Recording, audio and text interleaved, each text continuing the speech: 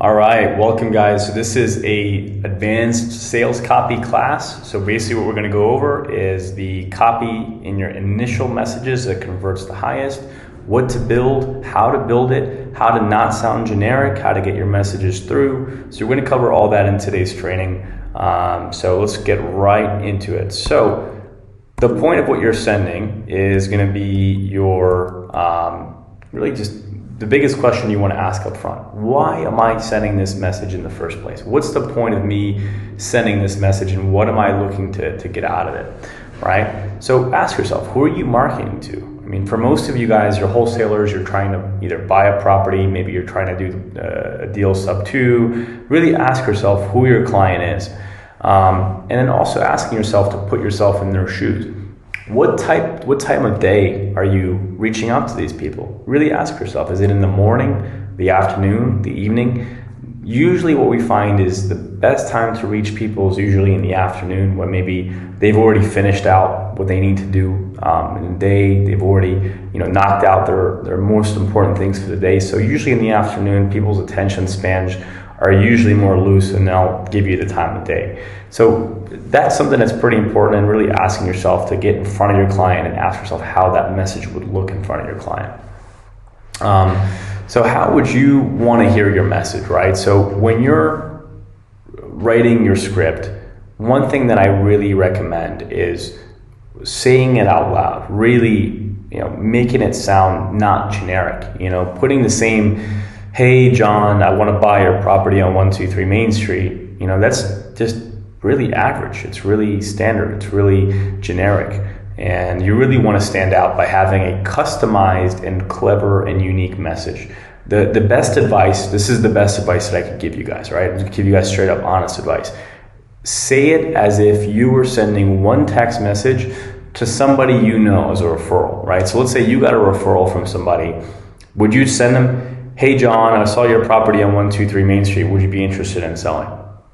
Probably not. You would say, hey John, I got your message, or I got your info from somebody, or I drove by your house and I'm really interested. Do you have maybe free time later on to chat? Something that sounds personal. So spend extra time. I mean, if you're going to spend the marketing, think about what you guys spend on lists, on skip tracing, on the data, and also your time, right? So if you spend an extra half hour or an hour building this, I promise you, you will get much higher results. So really spend the time crafting this message the right way. And that's gonna really give you a much higher ROI. So really ask yourself, this is the big golden question. How would it sound to me if somebody was marketing to me? If somebody was marketing to you, how would it come off to you? And if there's any kind of uncertainty about it, it doesn't sound spammy, it doesn't sound like a generic message, then it's time to rewrite it. Most of these people, also keep in mind, people are so used to being marketed to. I mean, most of these guys, they're getting messages all, SMS marketing maybe from your competitors. They're getting RVM blasts, they're getting direct mail, they're getting people telling them, advertising all over on TV. So just human conditioning, our psychology is nowadays so conditioned to know what somebody is when somebody's marketing. But if you can come in as just a local person, a neighbor, maybe somebody that came in as a referral, that's when they're going to be like that. That radar isn't going to be up, and they're going to start thinking of you as maybe somebody that took the time to research them and spend the time. Then you're going to really build some trust if they really feel that. So that's your job when you're crafting these messages, is really sound as targeted and specific as possible. If I can give you guys anything on this training, it's going to be that. And then also when you're building your message, really have a clear question. Don't just say, hey, is this John? I'm interested in your house. That's really boring, and it doesn't even ask a question. So every message you build should always have at least some kind of clear question. Hey, are you free between 1 and 3 p.m. or something that asks some kind of question, and then also look at what your result is going to be. That's going to be really critical as well.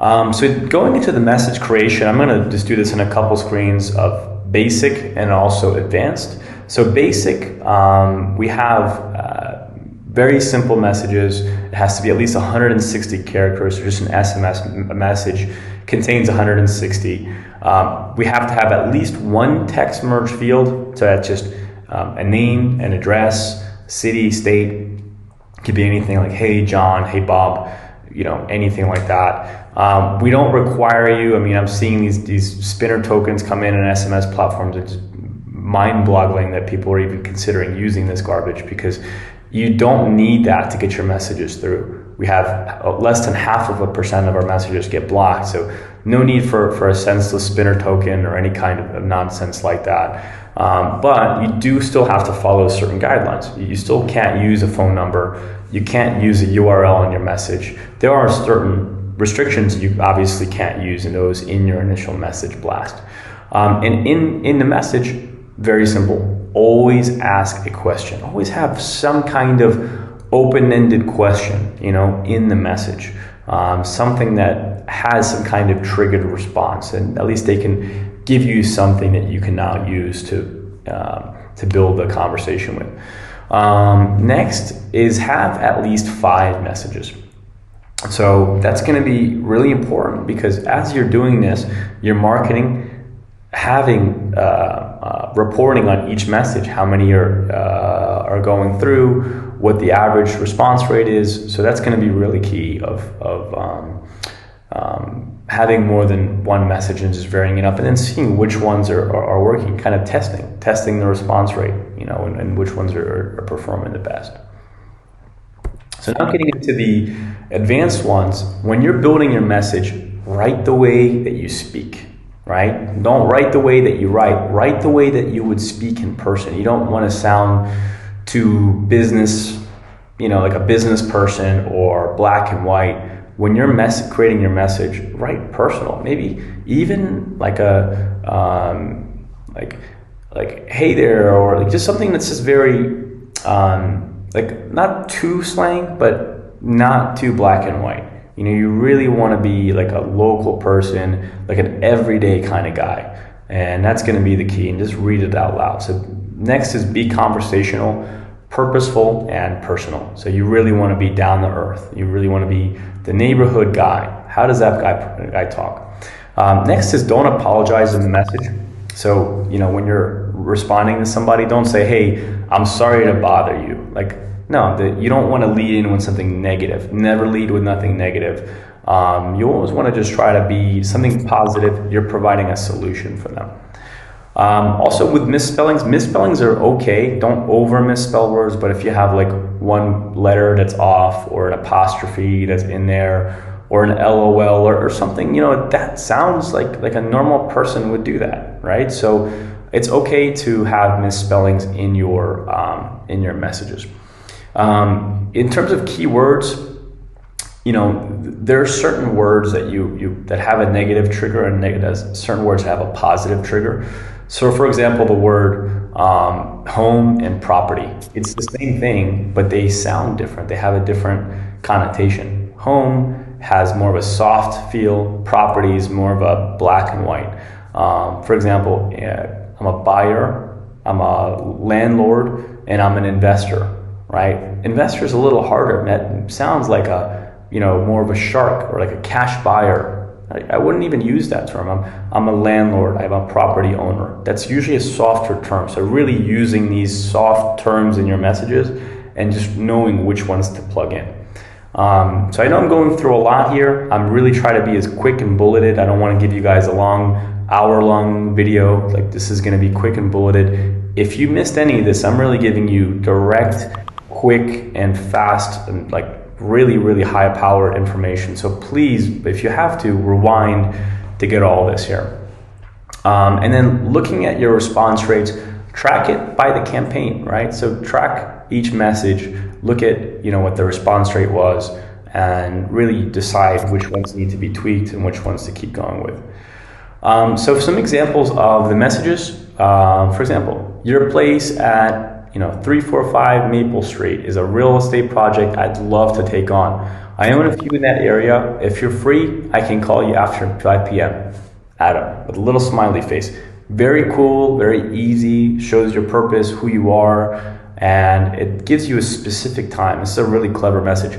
Obviously, do not use this exact message because many of the people are probably using it. So, make your own tweak, your house, your, 123 Main Street is a real estate project I'd love to take on. I own a few in that area, ... If you're free, I can give you a call. Just tweak these things around. You don't ever want to use the same ones, especially a blanket template that we provide you, because you have to imagine many other people are going to be using this. So definitely make your own variations of this. Another example, hi, first name. My name is Adam. I own a few rentals close to you. Do you by chance own 123 Main Street? If so, I may be interested in purchasing it. So nice and just clever, to the point. And do you see the difference between this and, hey John, I saw your property on 123 Main Street. Is it for sale? Totally different thing. There's some more examples. Hi John, I'm a local homeowner. Actually, I wouldn't put the exclamation point here. Hi John, I'm a local homeowner. I'd like to pick up a second property. Can we chat about 123 Main Street around 4 to 5 today? Adam. Another one. Hey John, I just tried leaving you a voicemail but couldn't. I'd love to speak with you about purchasing 123 Main Street. This one's good. I tried leaving you a voicemail but couldn't. Do you have a few minutes? I saw your property at 123 Main Street, wanted to know if it was for sale. Something like that. Very clever and quick and to the point. So now getting into the follow-up messages, right? So when you're doing follow-ups with customers, you're going to have people, let's say you've already engaged them, you've built a relationship with them, you've discussed some sort of price, and let's say in 30 days goes by. How do you follow up, right? How do you resurrect a dead conversation? And here's how we do it. If you're close on price within, let's say, $10 or $20 or $30,000, something like this. Hey, we spoke about your house on, address about a month ago. I think I can get you close to where you need to be. Are you still interested in selling? And this just tests the waters. It makes us feel like, are they still in the market? Maybe something changed. If they're still interested in selling, then yeah, this is a real opportunity. If they were too far off, then we would hit them with something like this. Did you ever revisit it? We're looking to buy another property, and it's cold, but at least it gets you something, some kind of engagement that you guys can try to work a deal with that. So use your own examples. You don't have to use these verbatim, but we just give you something to template off of here. So guys, thanks for watching. We really hope this was helpful. I kept it super short and to the point. I'm not about these long videos. Rewind this and watch it back if you have to. I really kept it as much actionable and direct content as possible. So we have a private Facebook group. If you haven't joined already, you can post your success there, post the messages that are working, and also a YouTube channel with tons of content there as well. So again, thanks for watching, and I look forward to seeing some success.